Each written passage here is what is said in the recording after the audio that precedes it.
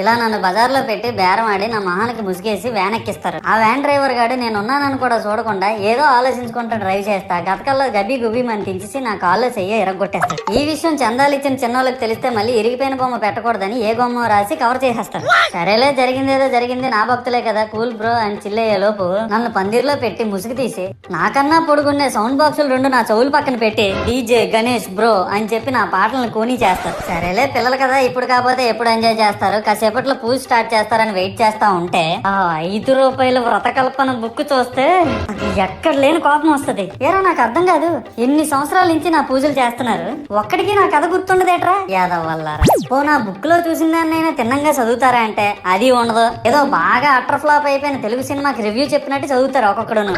ఇంకా తర్వాత 9 రాత్రుల పాటు నాకు ఎన్ని సినిమాలు చూపించాలో అన్ని సినిమాలు చూపిస్తారా. ఇందులో ఫన్నీ పార్ట్ ఏంటంటే నేను ఎన్ని బ్యాచ్లను చూస్తాను తెలుసా. ప్రతి